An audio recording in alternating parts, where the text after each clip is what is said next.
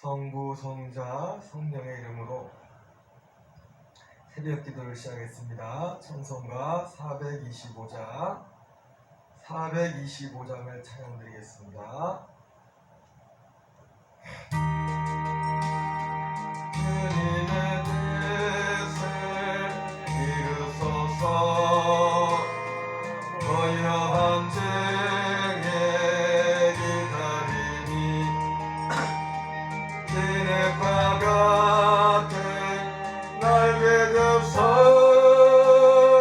주님의 형상 만드소서. 주님의 뜻을 이루소서.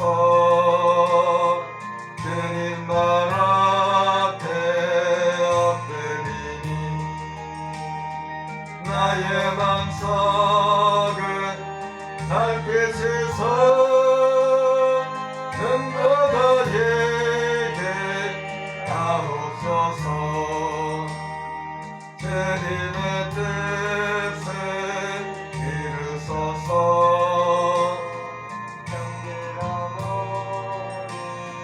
피곤할 때 권능에서는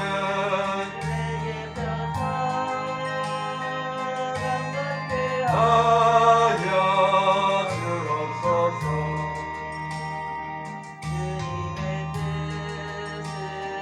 이루소서. 나를 주장하사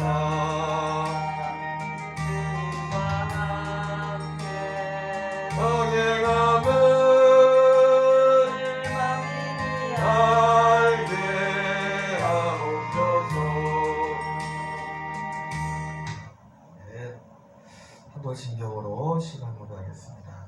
성령하사 천지를 만드신 하나님 아버지를 내가 믿사오며 그의 아들 우리 주 예수 그리스도를 믿사오니 이는 성령으로 잉태하사 운전녀 마리아에게 나시고 본디오 빌라도에게 고난을 받으사 십자가에 못 박혀 죽으시고 장사한 지 사흘 만에 죽은 자 가운데서 다시 살아나시며 하늘에 오르사 전능하신 하나님 우편에 앉아 계시다가 달려서 산 자와 죽은 자를 심판하러 오시리라.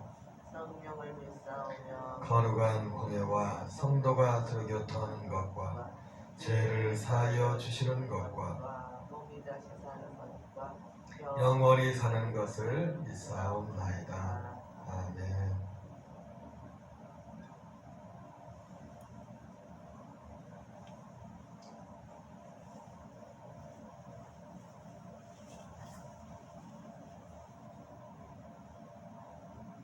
마태복음 3장 13절부터 16절까지 말씀을 읽겠습니다. 이때에 예수께서 갈릴리로부터 요단강에 이르러 요한에게 세례를 받으러 가시니 요한이 말려 이르되 내가 당신에게서 세례를 받아야 할 터인데 당신이 내게로 오시나이까.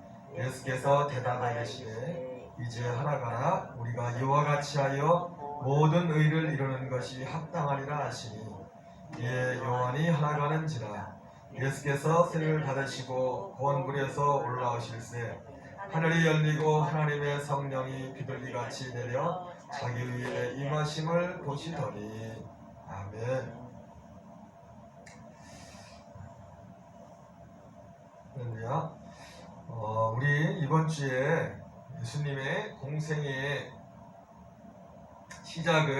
시작하는 부분들을 같이 말씀을 나누고 있습니다. 특별히 예수님의 공생의 시작과 관련해서 예수님의 공생애가 시작될 당시의 상황에 대해서 함께 말씀을 나눴습니다. 예수님의 공생이 시작할 당시에 정치적인 상황, 그리고 종교적인 상황, 또 그와 더불어 경제적인 상황, 또 그와 더불어 영적인 상황, 이 모든 상황들은 바로 예수님을 이제 공생애를 시작할 때 바로 많은 사람들이 예수님을 믿을 준비가 된, 어떻게 보면 물론 그들이 이 바라보는 그 예수님과 실제 예수님과의 그 모습은 거리감이 있는 것도 있었지만은 어쨌든 마음이 가난한 누군가 자기에게 구원을 베푸실 그 구원자를 향한 그런 갈망이 어느 노랫말 가사처럼 그 준비가 다 돼 있는 손대면 턱 하고 터질 것 같은 그런 준비되어 있는 성경적인 표현으로 가면 때가 찬 그런 상황 가운데 있었다고 했습니다.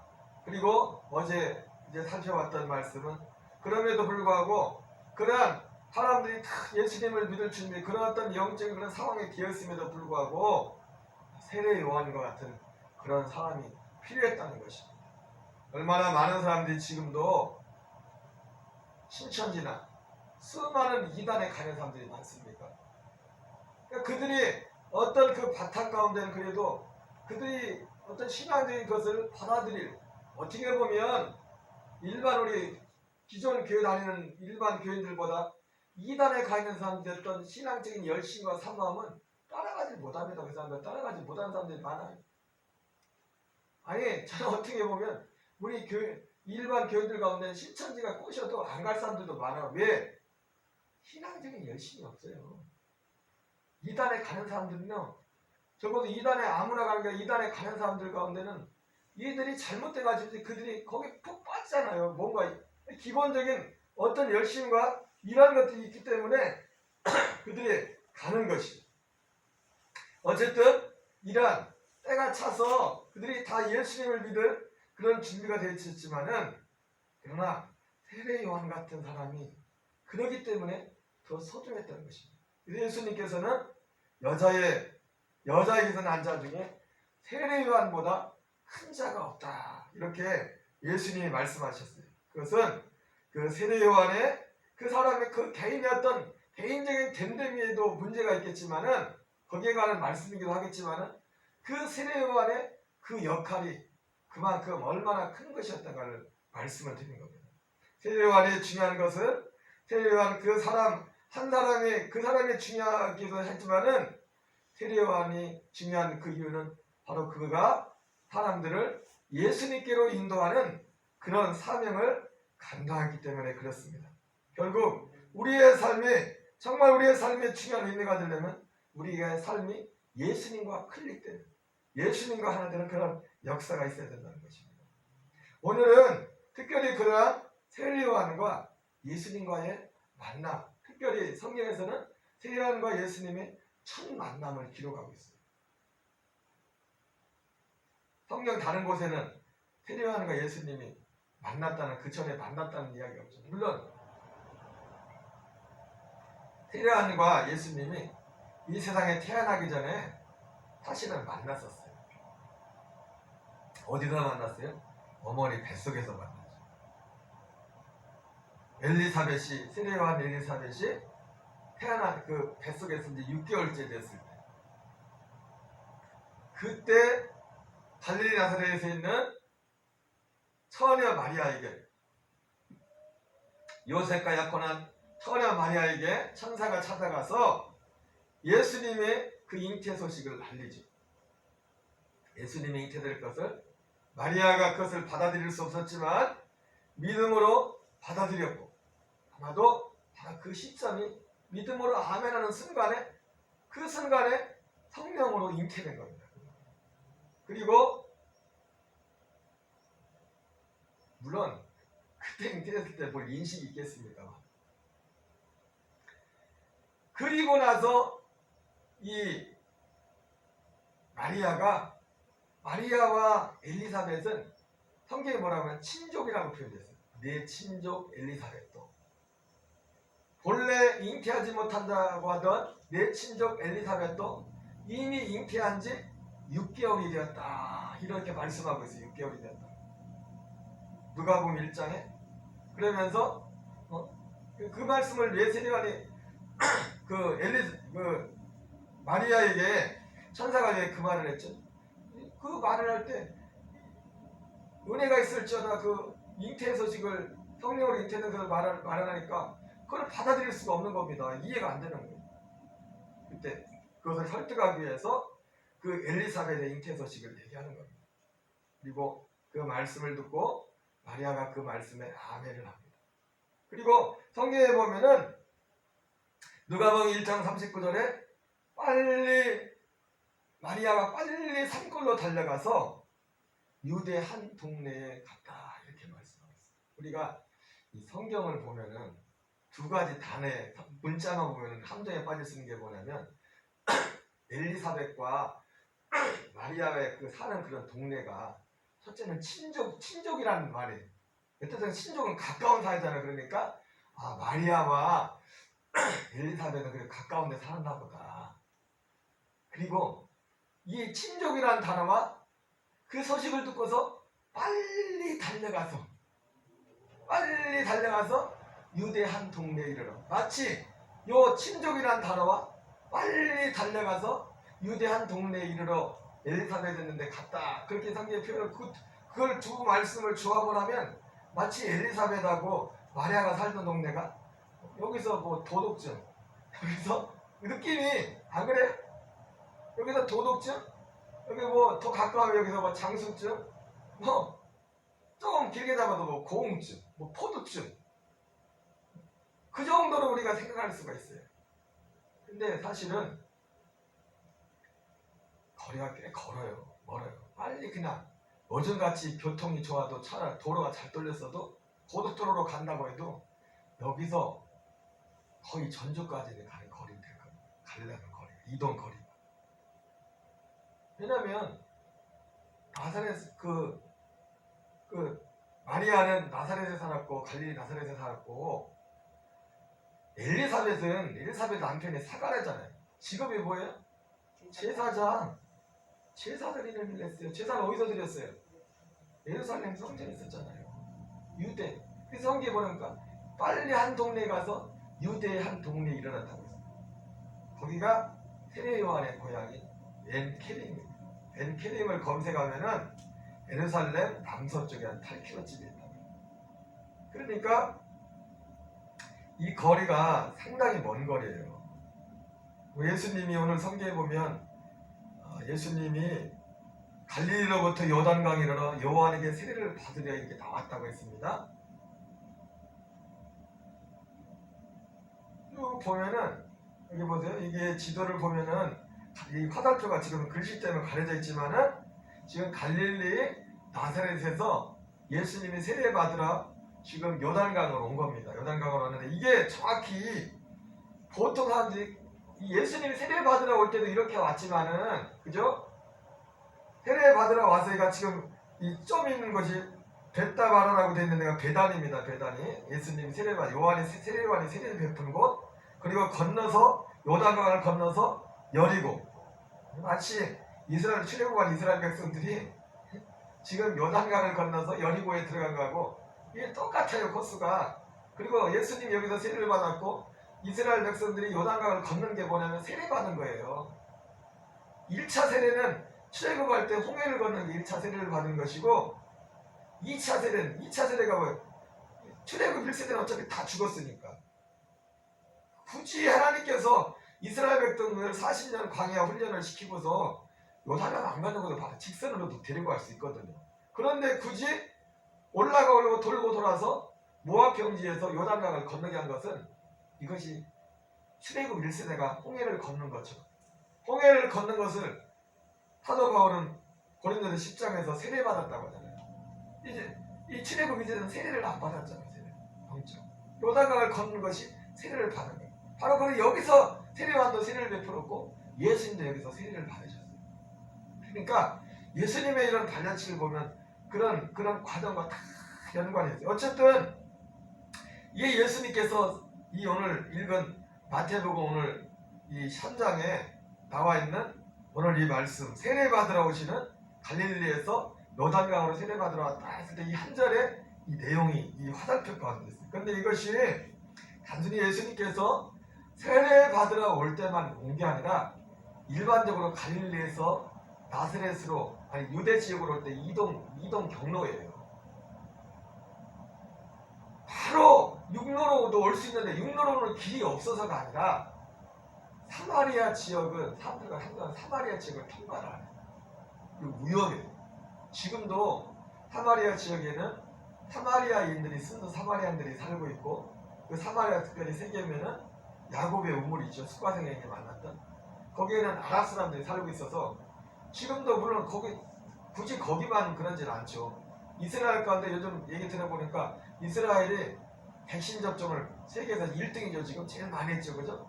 그런데 이스라엘 가운데도 이스라엘 나라가 희한한 게 뭐냐면 이스라엘 나라에 유대인들만 한 게 아니라 여기 가다 보면 여기 같은 전라도 안에도 예를 들어 전라도 안에도 우리나라 지금 전라도 안에도 고흥에는 유대인들이 살고 도성에는 아랍인들만 살고 뭐 이 뒤죽박죽이 돼 있어요. 그래가지고 그 지역을 벗어나지 못해요. 거기 잘못 들어갔다 맞아 죽어요. 같은 이스라엘 땅에 살고 있는데 그나마 아랍 사람들 중에 이스라엘 시민권을 가진 사람은 아랍 사람들이 사는 곳에도 갈 수 있고 유대인들이 사는 곳에도 갈 수가 있어요. 그러나 그냥 순수 아랍인, 순수 유대인은요 시민권에 대해서 그 지역을 못 가요. 거기서 아예 장벽을 쳐놨지 않습니까? 그래서 지금도 보면은 지금 이스라엘이 백신이 1등이라고 하지만 코로나 확진자들이 많이 생기죠. 그죠? 백신을 맞고 안 맞고도 문제지만은 아랍 사람들은 이스라엘에서도 지금 이스라엘이 백신 접종이 1등인데 유대인들은 백신을 접종하는데 아랍 사람들은 백신을 안 맞아요. 거부한다. 알라가 지켜줍니다. 그래서 똑같은 이스라엘 땅인데도 유대인들은 백신 접종을 하고 물론 백신 접종을 한다고 100% 다 면역이 그 항체가 형성되지는 않겠죠. 그래도 2번 맞으면은 마스크를 안 벗더라도 그 그린 패스트포드를 그린 그 수첩을 주지 않습니까? 이제 맞았다고. 그런 상황이기 때문에 이스라엘 사람들이 이 갈 때도 항상 예수님이 수가성 그쪽으로 갈 때 올라갈 때 내려갈 때 항상 이 길을 사용했다가 요단강을 건너서. 그러니까 예수님이 수가성 사마리 육로로 간 건 굉장히 이례적인 사건이었어요. 그러니까 이 길을 놓고 볼 때, 그러니까 예수님의 어머니 마리아가 엘리사벳을 만나러 갈 때도 이 길로 갔어요. 이 길로. 이게요. 그것도 직선하고 돌아왔으니까 더 멀겠지, 그죠? 그러니까 성경에서는 빨리 달려가서 이게 한 걸음에 갈 거래요. 이게 지금 차를 타고 가도 고속도로가 틀렸어도 2시간, 3시간 가야 돼. 지금 이 거리가 2시간, 3시간. 여기서 전주까지 가는 거리, 돌아와서 가는 거리가 더군요. 예루살렘 남서쪽. 이때 아마 성경에서는 세례요한과 예수님이 뱃속에서 6개월 형님 세례요한, 6개월 동생 예수님이 아직 인식도 못한 그새 뱃속에 있는 세례요한과 예수님이 아마 뱃속에서 그냥 만났어. 자기들 만난지도 모르는 그때 어머니들끼리 만남을 통해서 공식적인 만남, 성경에 기록된 예수님과 세례요한의 만남은 뱃속에서의 만남.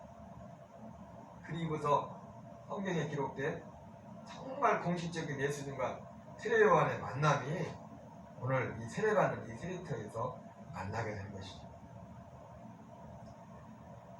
다시 보면 이때에 예수께서 갈릴리로부터 요단강에 이르러 요한에게 세례를 받으려 하시니 요한이 말려 이르되 내가 당신에게 세례를 받아야 할 텐데 당신 내게 오시나이까. 이 상황들은 알죠? 우리가 이 상황들은 예수님이 세례요한에게 세례를 받으라는데 세례요한이 말립니다. 마치 이 장면을 보면 어떤 게 생각나냐면 나중에 예수님께서 제자들에게 십자가를 발을 씻겨줄 때 제자들이 다른 제자들은 말도 못하는데 베드로는 속에 있는 말을 감추질 못합니다. 아니 예수님 나는 절대로 아니 어떻게 예수님이 우리 발을 씻겨주는 거 우리가 예수님 발을 씻겨줘도 모자랄 판에 지금 상황이 그런 상황이에요. 그죠? 세례 받으러 오는 예수님을 보면 세례요한이 아니 내가 당신한테 세례를 받아야지 무슨 내가 예수님 당신에게 내가 세례를 줍니까? 그렇게 거부하고 있는 거란 베드로가 제자들이 예수님 아니 지금 뭐 하는 겁니까? 어떻게 선생님이 제자들의 발을 씻깁니까? 우리가 선생님의 발을 씻겨줘야지. 그러면서 거부했던 것처럼 세례요한도 주저주저했던 겁니다. 그런데 베드로가 그렇게 발도 못 씻게 하던 베드로가 예수님의 말씀 한마디에 내가 내 발을 씻기지 않으면 내가 나와 상관없느니라 그 말씀 한마디에 예수님 그러면 내 발뿐 아니라 내 머리도 씻겨주십시오 하면서 180도 태도가 바뀌었던 것처럼 오늘 그렇게 주저주저하던 세례요한이 예수님의 세례를 주었던 것은 예수님의 그 말씀 한마디 때문이었죠. 예수께서 이르시되 이제 허락하라 우리가 이와 같이 하여 모든 의를 이루는 것이 합당하니라 하시니 이에 요한이 허락하는지라. 베드로에게는 내가 내 발을 씻어주지 않으면 너는 나와 상관이 없느니라. 이 말씀 앞에 베드로의 태도가 바뀌었고 세례 요한에게는 이렇게 하여 이와 같이 하여 모든 의를 이루는 것이 합당하니라. 근데 여기서 의는 영어 성경의 표현을 보면 우리 한글로는 그냥 똑같은 의지만은 영어 성경에 보면은 우리가 의로움, 거룩함 할 때 그런 righteousness라고 돼 있어요. 거룩함, 의로움. 그런데 이 의가 어떻게 보면 한글로는 우리 그냥 똑같이 의지만은 거룩하다 할 때 그런 의로도 쓰이지만은 우리의 의는 또 어떻게 하면 뜻의로도 뜻의, 윌, 뜻의. 그게 사실 어떻게 보면 모든 거룩함을 이룬다 이 말이나 모든 뜻, 여기서 모든 뜻이라고 보다 하나님의 뜻을 이루는 것. 하나님의 뜻을 이루는 것이 바로 거룩함을 이루는 것. 결국 예수님과 세례요한의 첫 만남, 이 세례를 통해서 결국 무엇이 이루어지냐면 하나님의 뜻이 이루어집니다. 하나님의 뜻이 이루어진 것은 결국 하나님의 의로움이 이루어지는 겁니다. 하나님의 뜻 가운데 하나님의 의로움이 같이, 하나님의 뜻과 하나님의 의는 같이 가는 거예요. 사실 단어는 의라는 단어 자체만 놓고 볼 때는 거룩함과 뜻이라는 그 자체만 놓고 볼 때는 이게 뭐가 안 맞는 것 같지만 결국 하나님의 뜻과 하나님의 의는 하나예요. 하나만 붙어 있는 거예요.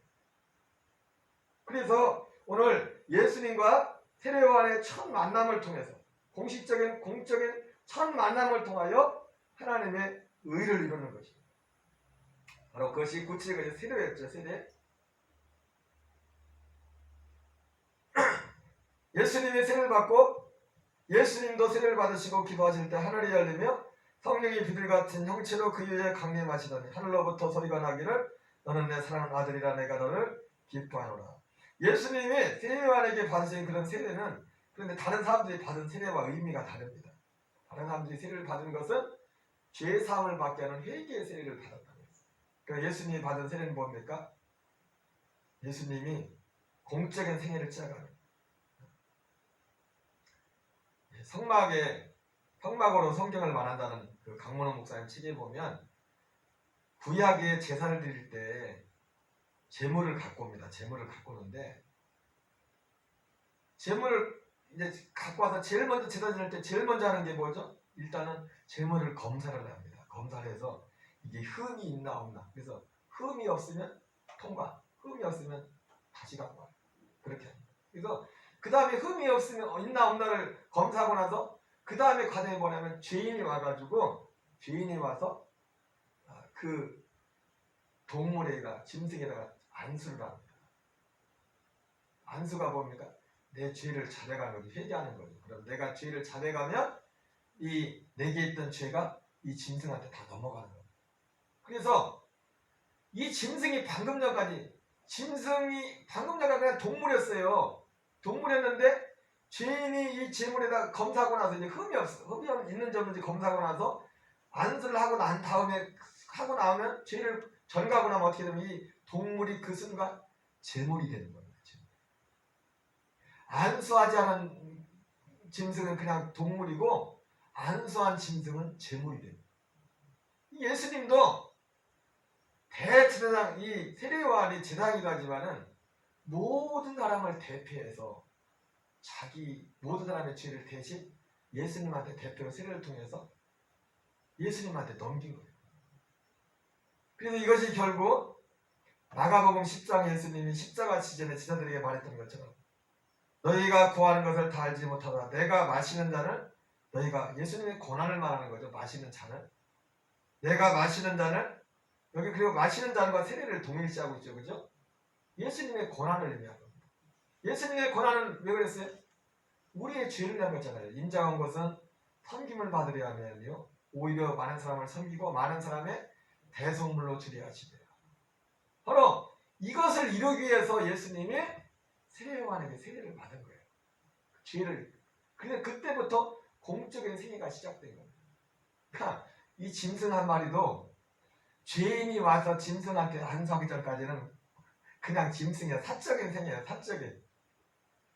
짐승한테도 공사가 있어요. 안수받기 전에는 사적인 일이고, 짐승이 죄인한테 안수하는 순간에 공적인 죄물이 되는 거예요. 예수님이 공생이라고 할 때 있어서 그래서 중요한 것은 실제로 성경에는 말씀을 가르치기 시작했다 이렇게 말씀하고 있지만 그걸 공생의 시작으로 누가복음에서는 알리고 있죠. 그죠? 예수님이 30세쯤 되어서 말씀을 가르치기 시작했다. 그러나 말씀에 대해서는 어린 12살 때도 가서 말씀 토론하고 그랬는데, 예수님의 진짜 공생의 시작은 출발점의 기점이 뭐냐면 예수님이 제물이 된 겁니다. 제물이 된 거예요. 공식적 세례요한이. 어쨌든 중요한 것은 뭐냐면 세례요한과 예수님의 만남을 통해서 하나님의 의를 이루겠다는 겁니다. 하나님의 뜻. 여러분, 저와 여러분의 삶에 우리가 하나님의 말씀에 순종해 갈 때, 세례요한도 아니 내가 어떻게 당신의 내가 세례를 받았는지 어떻게 제가 예수님께 세례를 줍니까? 그랬지만 자기의 의지를 꺾고서 이렇게 하는 것이 이 모든 의를 이루는 것이 합당하다고 해서 자기 의를 꺾고 순종했을 때 하나님의 의를 이루었던 거죠. 오늘도 우리의 삶에 우리가 작은 세례 요한이 되어서 누구를 만나든지 그 만남 가운데 하나님의 의를 이루어가는, 하나님의 뜻, 하나님의 거룩함을 이루어가는 저와 여러분 되시기를 주의 이름으로 축원합니다. 우리 주기도문으로 마치겠습니다. 하늘에 계신 우리 아버지여, 이름이 거룩히 여김을 받으시오며 나라의 임하옵시며 뜻이 하늘에서 이루어진 것 같이 땅에서 이루어지이다. 오늘날 우리에게 일용할 양식을 주옵시고 우리가 우리에게 죄 지은 자를 사하여 준 것 같이 우리의 죄를 사하여 주옵시고 우리를 시험에 들게 하지 마옵시며 다만 악에서 구하옵소서. 대개 나라와 권세와 영광이 아버지께 영원히 싸움나이다. 아멘. 주여 주여 하라 부활하신 영광의 주 음다은 영광의 주를 보라. 보좌에 앉으신 그 어린 양의 수 하늘에 끌고서 경배하리라. 하라 부활하신 영광의 주 하나님과 화목하게 하신 주 찬송 가는 기와 영광과 능력을 영원토록 받아주옵소서. 하나님 아버지 감사합니다. 우리도 이 시대의 작은 세례요한이 되길 원합니다. 하나님 아버지, 내가 예수님이 내게 세례를 베풀어야지 내가 어떻게 예수님께 세례를 베풀겠습니까? 하나님, 그러나 세례요한이 아버지 이렇게 이와 같이 하여 모든 의를 이루는 것이 합당하다는 말씀 앞에 자기의 의지를 갖고 그 말씀에 순종하여 하나님의 뜻과 하나님의 거룩함을 이루었던 것처럼 하나님 아버지, 오늘도 우리의 범파에 과의 만남은 어떤 사람을 만나든지 간에 모든 만남들 가운데 우리의 의지를 갖고 우리를 부인하고 주님의 의지에 순종함으로 하나님의 뜻을 이루는, 하나님의 거룩함을 이루는 우리의 만남들이 될 수 있도록 은혜도 시고 인도하여 주시옵소서. 저희 오늘도 성령으로 충만케 하시고 하나님 아버지의 새벽에 아버지 집에 나가 기도하는 귀한 믿음의 교육자들을 축복합니다. 우리 전도님과 우리도 권사님 축복해 주시고 우리 사모님을 축복합니다. 성령으로 충만하게 하시고 아버지의 세임과 능력과 머리로 채워주옵소서. 주여 오늘도 거룩하신 능력으로 성령의 권능으로 아버지 함께 하시고 인도하여 주시옵소서. 주여 인도하시고 역사해 주시옵소서. 주여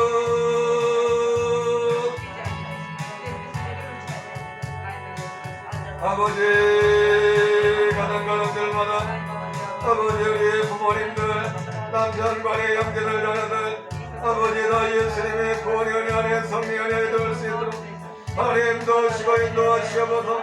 오늘도 예수님의 보혈의 능력으로 성령의 능력으로 우리를 덧입혀 주옵소서. 주여 기름 부어 주옵소서. 주여 기름 부어 주옵소서. 주님의 권능의 손으로 주님의 능력의 손으로 하나님 역사하시고 인도하여 주시옵소서. 주여 육신의 질병 가운데는 교들에게 치료가 있게 하시고 예수 그리스도로 병마의 권세 전하고 건강의 복들이 일어날지어다. 아버지 건강의 역사 있게 하시옵소서.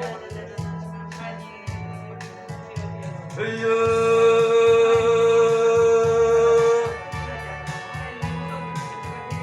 아버지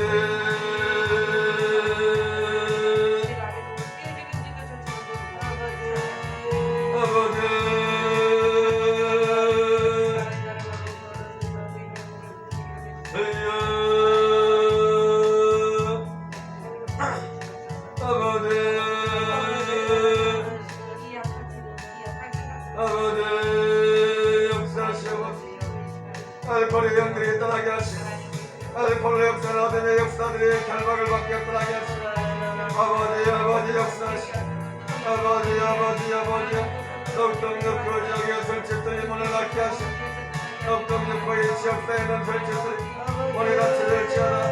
설치에 알코올의 영들이 떠나갈지 하나님 아버지 오늘 성들한 사람 한 사람에게 우리 예수님의 능력의 손길이 구원의 손길이 성령 충만의 손길이 기름 부음의 손길이 아버지 함께하여 주시옵소서. 아버지 함께하여 주시옵소서. 교회 위에 기름 부음을 넘입혀 주옵소서. 전대문을 열어주시옵소서. 주여 일꾼을 보내주옵소서. 우리의 성들을 생각과 일터 가운데 복을 허락하여 주옵소서. 아버지의 생각과 일터 가운데 아버지의 문을 열어주옵소서. 기름 부음을 주옵소서. 가정의 기름 부음을 열어주시고 대학과 삶의 현장에 아버지 함께하여 주시옵소서. 우리 아버지 역사해 주시옵소서. 우리 아버지 역사해 주시옵소서.